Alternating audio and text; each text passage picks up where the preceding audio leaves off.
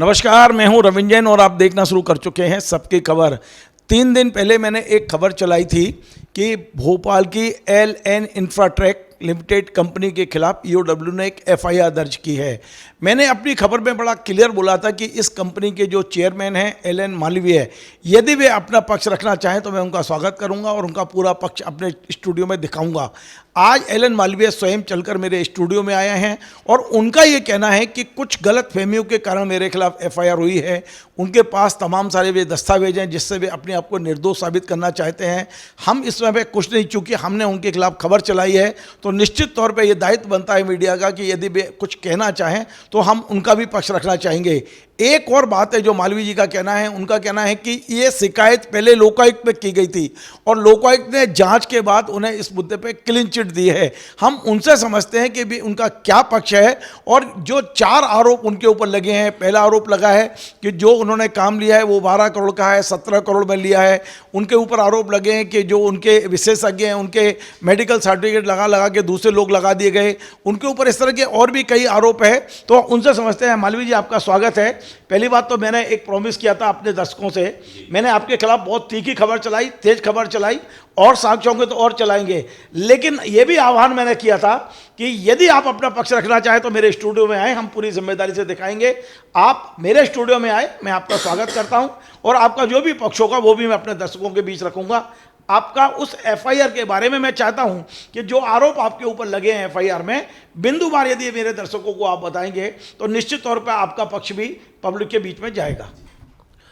नमस्कार जैन साहब, मैं कंसल्टेंसी का काम करते आया हूं। आज 22 साल हो गए। ये कंपनी मैंने शुरुआत से खड़ी की थी और आज मेरे 200 से ऊपर प्रोजेक्ट चल रहे हैं पूरे देश भर में और भारतवर्ष में चौथे नंबर पे मेरा कंसल्टेंसी का नाम है। इस प्रकार से जलने भुनने वाले मेरे बहुत सारे कॉम्पिटिटर हैं और दुश्मन काफ़ी है जो फर्जी तरीके से आरोप लगाते आए हैं। यहाँ पर भी तहसीन खान नाम के आदमी ने इस प्रकार की शिकायत की थी कि मैंने 12 करोड़ का काम 17 करोड़ में लिया। तो ये NDB जबलपुर का काम है जिसमें मैं कैमरे के ऊपर दिखाना चाह रहा हूँ कि ये सभी अधिकारियों के साइन है, शासन स्तर से कार्य मंजूर होकर आया है। और चूंकि ये काम 12 का 17 में नहीं गया, जिसमें 5 टेंडर आए थे, LN Malviya, MSV, rights, webcast और SGS। मेरा रेट चौथे नंबर पे था। सबसे हाईएस्ट रेट था राइट्स का 7.39% अबो, उसके बाद MSV का था 6% अबो, उसके बाद वेबकास्ट का था 5.47% अबो और मेरा था LNM का, LN मालवीय का 5.10% प्रोजेक्ट कास्ट का। तो इसके बाद सबसे लोवेस्ट रेट था SGS का 3.94%, जो कि 12 करोड़ 25 लाख होता है। वेबकास्ट का 17 करोड़ 98 लाख का रेट था। राइट्स का था 22 करोड़ 97 लाख रुपए। MSV का था 18 करोड़ 66 लाख रुपए और चौथे नंबर पे मेरा रेट था 17 करोड़ 70 लाख रुपए। चूंकि ministry planning commission of India का स्टैंडर्ड डॉक्यूमेंट है और ये डॉक्यूमेंट भी NDB से स्वीकृत होकर आया है। इसको कहते हैं QCBS, क्वालिटी कम कॉस्ट बेस्ड सिलेक्शन, जो कि पूरा ministry of road transport highway पूरे भारतवर्ष में 80-20 80 और 20% के आधार पर ये टेंडर पूरे भारतवर्ष में चल रहे हैं। जितने कंसल्टेंसी के टेंडर हैं सब इसी प्रकार से हो रहे हैं। 80% वेटेज टेक्निकल का और 20% वेटेज फाइनेंशियल का। चूंकि मेरा उसके बाद भी यहाँ पे चौथे नंबर पर रेट है 17 करोड़ 70 लाख रुपए। सबसे हाईएस्ट रेट है 22 करोड़ 97 लाख रुपए और कोई लोकल कंपनी जिसका रेट आया था 12 करोड़ 25 लाख। चूंकि इसमें लिखा हुआ है कि क्वालिटी कम कॉस्ट बेस्ड सिलेक्शन टेंडर होगा, NDB से डॉक्यूमेंट मंजूर होकर आया है, मिनिस्ट्री ऑफ प्लानिंग कमीशन से डॉक्यूमेंट स्टैंडर्ड डॉक्यूमेंट मंजूर है। इसमें हाईली क्वालिफाइड और टेक्निकली क्वालिफाइड और एजुकेटेड कंसल्टेंसी कंपनी को काम मिल सके, इसलिए इस तरीके का डॉक्यूमेंट बनाया गया और जो मध्य प्रदेश शासन और NDB के द्वारा यह स्वीकृत किया गया और ये रेट्स भी और निविदा भी मध्य प्रदेश शासन और NDB द्वारा स्वीकृत निविदा है। इसमें कहीं किसी प्रकार का कुछ नहीं हुआ। ये उसकी स्वीकृति का पेपर मेरे हाथ में है जो आपको सबूत के तौर पर मैं दे रहा हूँ और माननीय EOW में भी जो FIR हुई है उसमें भी मैं अपने बयान रखने जाऊंगा, जल्दी जाऊंगा। जैसे उनका आदेश आएगा मैं अपने बयान रखने वहाँ भी जाऊंगा। कि क्या कारण है मालवीय जी कि आपके पास सारे दस्तावेज हैं और आप कह रहे हैं कि आपका कहीं कोई दोष नहीं है, फिर एक कितनी बड़ी एजेंसी, इन्वेस्टिगेटिव एजेंसी है EOW, उसने फिर FIR कैसे कर ली बगैर तथ्य के? क्या उन्होंने FIR से पहले आपके कोई बयान नहीं लिए, आपसे कोई कागज नहीं मांगे? ये बिल्कुल सत्य है कि FIR दर्ज होने के पहले इन्वेस्टिगेशन ने मुझे बुलाकर मुझसे मेरा पक्ष जानना था।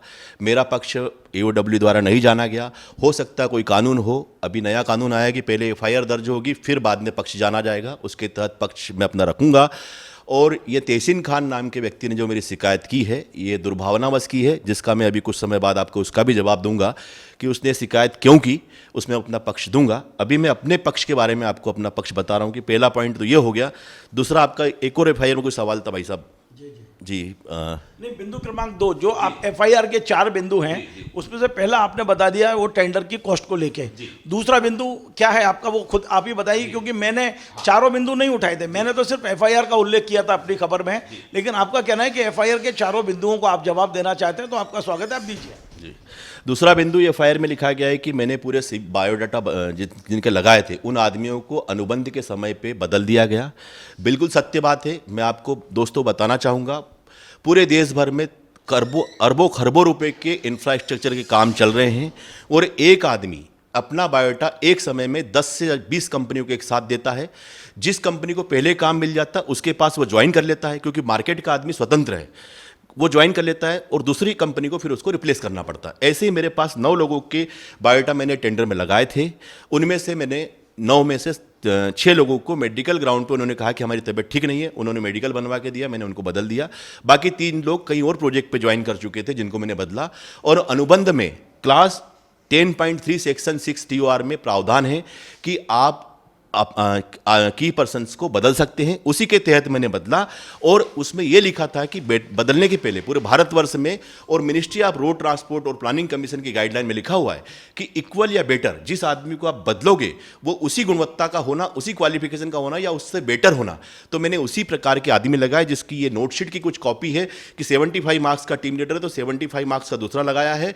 ये दूसरा 80 मार्क्स का दूसरा आरी है जिसमें मैंने 81 मार्क्स का आरी लगाया है। और ये शासन द्वारा एग्रीमेंट के पहले निगोशिएशन मीटिंग के अंदर ये सारे सीवी अप्रूव होकर मुझे पत्र दिया गया। इसके बाद ही अनुबंध की प्रक्रिया हुई, जो कि अनुबंध में निहित प्रावधानों के अनुसार हुआ। इसमें कहीं कोई फर्जीवाड़ा नहीं है। मेरे पास सारे दस्तावेज उपलब्ध है और PWD में इसके सारे दस्तावेज उपलब्ध हैं। समय आने पे आप EOW को उपलब्ध कराएंगे। तीसरा पॉइंट क्या है जिस पर आपको अपना स्पष्टीकरण देना है? इसमें कहा गया कि फर्जी मेडिकल सर्टिफिकेट लगाए गए। तो मेडिकल सर्टिफिकेट पर मेरा कहना है कि मेडिकल सर्टिफिकेट मेरी प्रॉपर्टी नहीं है। मेरी कंपनी का जो टर्नओवर है, कंपनी का एक्सपीरियंस, उसके लिए मैं जवाबदार हूं। उसमें कहीं कोई गलती नहीं थी, सारे तथ्य सही थे। इसमें जो एक मेडिकल की बात की है तो मेडिकल ऑफिसर से जो सर्टिफिकेट लोगों ने बनवा कर दिए हैं वो की पर्सन ने स्वयं बना कर दिए हैं। जिन मेडिकल ऑफिसर्स ने बनाए हैं, किन परिस्थितियों में बनाए, क्यों बनाए, ये उसका जो की पर्सन जिन्होंने दिए हैं उनके सहमति पत्र सभी के मेरे पास रखे हैं। टेंडर में बिड करने के पहले सबसे सहमति ली गई थी कि प्रोजेक्ट मिलेगा। सारे ईमेल पर मेरे पास ईमेल के दस्तावेज दिनांक के साथ मौजूद है कि हम ये प्रोजेक्ट में आपको मिलता है तो हम आपके साथ ज्वाइन करेंगे। किसी कारणवश उन लोगों ने नहीं ज्वाइन किया और वो उनकी अपनी परिस्थिति रही है। ये दस्तावेज भी सारे मेरे पास है। और अगर दस्तावेज में इसमें लिखा है मिनिस्ट्री ऑफ रोड ट्रांसपोर्ट और नेशनल हाईवे और प्लानिंग कमीशन की सर्कुलेशन और गाइडलाइंस है, इसमें लिखा है कि इफ एनी स्टेट CV आपकी personal is found to be inflect incorrect या फेक CV पाया जाता है तो उस की पर्सन को 3 साल के लिए ब्लैकलिस्ट किया जाएगा और उसको 3 साल के लिए कहीं काम करने को नहीं मिलेगा। मालवीय जी, एक बहुत गंभीर आरोप जो आपके ऊपर लगा है, मैंने FIR को पढ़ा था, वो था कि जो आपने एग्रीमेंट किया है जिसमें नोटरी है वो खलीलुल्लाह साहब की सील लगी हुई है और उनका निधन काफ़ी पहले हो चुका है। एक मरा हुआ आदमी आपके सारे एग्रीमेंट को कैसे वो नोटरी कर रहा है, वो मैं समझने की कोशिश कर रहा हूँ, क्योंकि ये भी FIR का एक बहुत बड़ा विषय बनाया उन लोगों ने। मैं इसमें आप सबको बताना चाहूँगा कि जो नोटरी की बात आप कर रहे हैं इसका निविदा के से कोई लेना देना नहीं है। निविदा स्वीकृत हुई, निविदा स्वीकृति में जो फाइनेंशियल रेट स्वीकृत हुए उसमें इस नोटरी का इस पावर ऑफ अटॉर्नी कोई लेना देना नहीं है। ये पावर ऑफ अटॉर्नी मेरे एग्रीमेंट में लगी है, जो कि मैंने एग्रीमेंट साइन करने के लिए हमारे जो प्रोजेक्ट कोऑर्डिनेटर है AD कुलकर्णी उनके नाम पे पावर ऑफ अटॉर्नी दी थी। और नोटरी का चूंकि प्रावधान है कि गवर्नमेंट ऑफ इंडिया के अधिकृत नोटरी पूरे देश भर में जहां पर भी है, हमारे यहाँ से हमारे लोग जाते हैं, उनके ऑफिस में जाके नोटरी करा के ले आते हैं या कोर्ट परिसर में। अब उस आदमी की नोटरी किसने करके दी ये जांच का विषय है कि वो, क्योंकि मार्केट से नोटरी होती, नोटरी हमारे घर में कहीं पर भी नोटरी नहीं होती है। नोटरी पूरे authorise government of India Madhya Pradesh शासन के आदमी है, वहाँ से नोटरी होके आई। वो आदमी जिंदा था या मुर्दा था, वो उनके जहाँ से नोटरी होके आई वो बताएंगे कि ऐसा उन्होंने क्यों किया। एक और आरोप मैंने देखा था कि जो रोड कांग्रेस है, क्या उसका भारतीय सड़क कांग्रेस जो है, उसका रसीद कट्टे आपने अपने घर में रखे हैं, लोगों को उसका मेंबर बना लेते हैं और उन लोगों को आप अपने स्टाफ में रखते हैं, तो क्या इस तरह का भी आरोप आपके ऊपर, क्योंकि मैं मिला था जिनका आप नाम ले रहे हैं जो आपके खिलाफ लगे हुए हैं, उन्होंने बताया कि आपने एक रसीद कट्टा छपा के रखा हुआ है अपने पास, तो क्या इस तरह का कोई रसीद कट्टा आपने छपाया, ये भी आरोप है? जी, मेरे यहाँ पर ईओडब्ल्यू की टीम आई थी, मेरे घर पे भी, मेरे ऑफिस में भी पूरा सर्च किया, ऐसा कोई डॉक्यूमेंट, कोई दस्तावेज उनको नहीं मिला। उन्होंने अपने जो पंचनामा बनाया, पंचनामे में लिखा है कि हमें कोई भी तथ्य, टेंडर या इस एफआईआर से रिलेटेड कोई भी डॉक्यूमेंट प्राप्त नहीं हुआ। और इस तरीके की रसीदें जो है, जो लगा के दी मेंबरशिप की, वो की पर्सन ने अपने बायोडाटा में लिख के दी है कि मैं इसका यहाँ का मेंबर हूँ, फला फला जगह मेंबर हूँ, मैंने ये पेपर पब्लिश किया, यहाँ का मेंबर हूँ। वो उसका व्यक्तिगत डॉक्यूमेंट है, उसने लगा के दिया है, उसका डॉक्यूमेंट है, ना कि ये मेरा डॉक्यूमेंट है। मेरी आईआरसी की रसीद लाइफ टाइम की है, मेरी खुद की, मेरी कंपनी की लाइफ टाइम की है, उसमें कहीं कोई संदेह नहीं है, कोई दो मत नहीं है। और ये जो बायोडाटा के संबंधित जितनी है कि बायोडाटा में उसके क्वालिफिकेशन, उसकी डिग्री, उसके अनुभव, उसके जो जो जहाँ जहाँ काम किया वो, और उसकी रसीदें नोटरी की, आईआरसी की जो भी उसने लगाई है, वो उसका स्वयं का डॉक्यूमेंट है, जो मेरे को वो साइन करके, हस्ताक्षर करके मेरे ऑफिस में देके गए थे। इससे कंपनी का कहीं कोई नहीं है। अगर ऐसी कार्रवाई है तो की पर्सन के खिलाफ कार्रवाई इस पॉलिसी गाइडलाइंस जो मिनिस्ट्री की है इसके अनुसार होनी चाहिए, जो कि पॉलिसी गाइडलाइंस नंबर है 110-13 20 जुलाई 2020। इसमें सब लिखा है कि अगर फर्जी दस्तावेज की पर्सन जमा करता है तो उसको 3 साल के लिए ब्लैकलिस्ट किया जाएगा। क्या मानवी जी, इसी प्रकरण की शिकायत लोकायुक्त में हुई थी, वहाँ क्या कार्रवाई हुई है? इसी प्रकरण की तहसीन खान ने अपने नाम से शिकायत लोकायुक्त में की थी। लोकायुक्त ने साफ साफ कह दिया कि इसमें कोई भी फाइनेंशियल इम्प्लीकेशंस नहीं है, चूंकि टेंडर का मामला प्रतिद्वंद्विता के आधार पर हुआ है, इसलिए शिकायत रजिस्टर्ड करने योग्य नहीं है, और उन्होंने नस्ती कर दी और क्लीन चिट दी है। तो फिर कौन है जो आपके पीछे लगा है? कोई खांडे है या तहसीन है, कौन ये लोग? मैं तो इन लोगों को जानता हूँ, तहसीन भाई जरूर एक बार मुझे मिले हैं और वो भी उन्होंने कुछ जानकारियाँ दी थी जिसका जवाब मैंने अभी आपसे लिया है। मैं बताना चाहूँगा कि तहसीन भाई जो है एजिस इंडिया और एक इनकी कंपनी है इनवॉइस कंसल्टेंट, जो कि तहसीन खान और अंकित डागा दोनों है, उसमें ये लोग काम करते हैं। इन्होंने एक ब्रिज कंडीशन सर्वे का टेंडर डाला था जो कि 16 नवंबर 2021 को ओपन हुआ।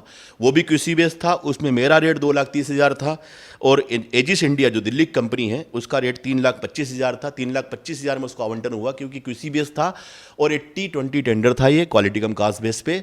श्री संजय खांडे इसके चीफ इंजीनियर थे। उन्होंने जानबूझकर इस टेंडर में कंडीशन रखी थी कि 125 करोड़ का जिसका टर्नओवर होगा वो कंपनी को सबसे ज़्यादा नंबर मिलेंगे। मैं ये पूछना चाहता हूँ और दर्शकों को बताना भी चाहता हूँ कि 3 करोड़ की कंसल्टेंसी की फीस में 125 करोड़ के टर्नओवर की आवश्यकता कहाँ से आई, और ये शासन से बिना अप्रूव करे ये कंडीशन इन्होंने मन से कैसे डाल दी? क्योंकि प्लानिंग कमीशन के डॉक्यूमेंट में लिखा है कि अगर आपको टर्नओवर जो है वो आपकी प्रोजेक्ट कास्ट का 2% होना, जिसके हिसाब से टर्नओवर सिर्फ 6 करोड़ का या 8 करोड़ का मैक्सिमम रिक्वायर्ड था। इन्होंने 125 करोड़ का टर्नओवर मांगा ताकि सिर्फ एजिस इंडिया को ज़्यादा नंबर मिल सके और एक काम एजिस और इनवाइस को, तहसीन खान को एक काम मिल सके। इस तरीके से काम उनको अवार्ड किया गया। इसमें मैं सारे दस्तावेज मेरे पास है। इसके बाद भी 4 टेंडर और हुए हैं। भोपाल जोन की डीपीआर 18 करोड़ की, ग्वालियर जोन की डीपीआर 17 करोड़ की, इसके बाद जबलपुर जोन रीवा का 18 करोड़ का टेंडर है, 18.56 का सुपरविजन का, और 12 करोड़ 80 लाख का टेंडर है सुपरविजन का भोपाल सर्कल का, जिसमें कि ये अभी इन टेंडरों में लोवेस्ट भी है, और इतने इतने करोड़ के टेंडर एजिस और इनवाइस को मिल चुके हैं, जिसमें कि मैंने शिकायत दर्ज करके रखी है। इस कारण इनको काम नहीं मिला। आपने कहाँ शिकायत की है? शिकायत मैंने लोकायुक्त में की है, और उसकी कॉपी कहाँ है? उसकी कॉपी मेरे पास अवेलेबल है, मैं आपको उपलब्ध कराता हूं। उस शिकायत में मैंने दिखाया है कि जो ब्रिज कंडीशन सर्वे का काम किया है 3 करोड़ 25 लाख का एजिस और इनवाइस ने मिलकर, तो इसका सर्वे के बदले उनको सर्टिफिकेट जो श्री संजय खांडे के यहाँ से जारी हुआ है वो हुआ है जॉइंट वेंचर में एजिस और इनवाइस, जबकि काम एसोसिएशन में था, जॉइंट वेंचर में काम नहीं था। पहली बात। दूसरा, जिन ब्रिजों का खाली डीपीआर रिपोर्ट तैयार करने का काम हुआ है उनका सर्टिफिकेट खांडे साहब के डिपार्टमेंट से सुपरविजन क्वालिटी कंट्रोल का हुआ है। उसमें दिखाया गया है कि ये ब्रिज पूरे कंस्ट्रक्शन हो चुके हैं। जब ये ब्रिज बन चुके हैं तो फिर निविदा क्रमांक 20/6/23 की जो निविदा है इसमें इन ब्रिजों का कंस्ट्रक्शन का टेंडर दोबारा क्यों निकाला गया? डीपीआर के काम के बदले सुपरविजन सर्टिफिकेट जारी किया गया, जिसकी मैंने माननीय ईओडब्ल्यू में और माननीय लोकायुक्त में शिकायत की, पीडब्ल्यूडी-पीएस के यहाँ शिकायत की, मुख्य सचिव के यहाँ शिकायत की। लेकिन चूंकि श्री संजय खांडे के साथ एक सरकार, पहले सरकार के पूर्व आईएएस हैं, जो अभी भी आईएएस है, जिनका श्रेय प्राप्त है उनको, इस कारण वो इतना कर रहे हैं और नियमों को ताक पे रख के सारे काम हो रहे हैं। और तहसीन खान जो मेरे कॉम्पिटिटर भी है, वो इस तरह के उल्टे इल्जाम मुझ पे लगा रहे हैं, जबकि काले कारनामे उनके ये है कि उन्होंने जेबी में सर्टिफिकेट जारी कराए हैं। जिन सड़कों का, जिन पुल पुलियाओं का और ब्रिजेस का कंस्ट्रक्शन हुआ ही नहीं, उनके कंस्ट्रक्शन कंप्लीटेड का सर्टिफिकेट जारी किया है। इसलिए एजिस इंडिया को ब्लैकलिस्ट करने के लिए मैंने माननीय मुख्यमंत्री जी को भी लिखा है और इनके खिलाफ जांच के लिए, एफआईआर के लिए भी मैंने आवेदन सभी जगह दे दिए। मान लीजिए एक आखिरी सवाल मेरा ये है कि आप भी कंसल्टेंसी देते हैं और वो भी कंसल्टेंसी देते हैं, वो आपकी शिकायत कर रहे हैं, आप उनकी शिकायत कर रहे हैं, ये व्यक्तिगत राइवली कहाँ तक चलेगी? और इससे हम पत्रकारों को तो खबर ही मिल रही है, हमारा तो आनंद ही आनंद है कि दोनों खबरें दे रहे हैं, लेकिन ये राइवली है, ये व्यक्तिगत राइवली है ऐसा लगता है, और ये जांच एजेंसियां इसमें कहीं ना कहीं मोहरा बन रही हैं।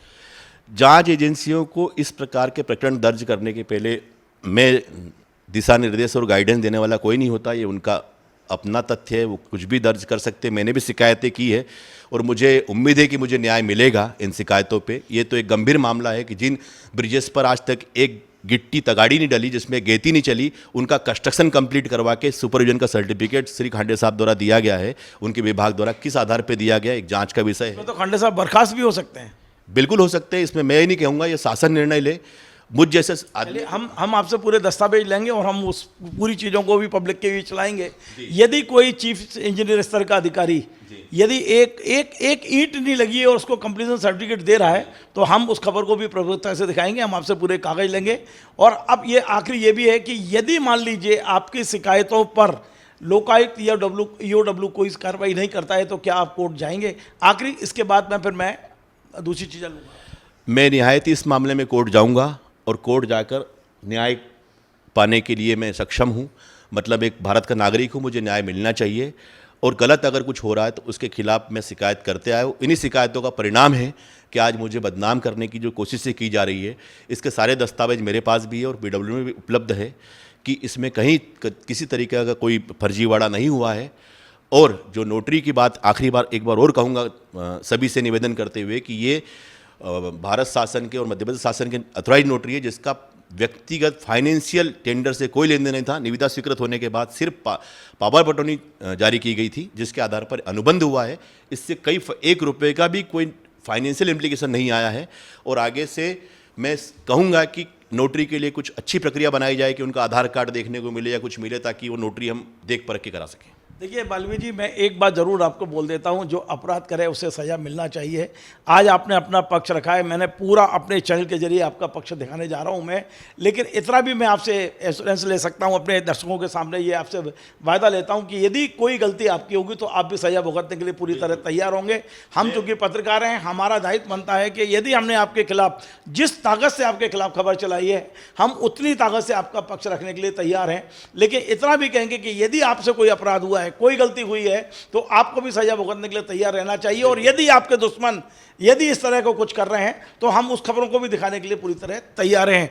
आपको हमारा कार्यक्रम पसंद आए तो आप इसे शेयर करें, लाइक करें, कमेंट करें और आपसे बार बार निवेदन है हमारे इस चैनल को सब्सक्राइब अवश्य करें। धन्यवाद।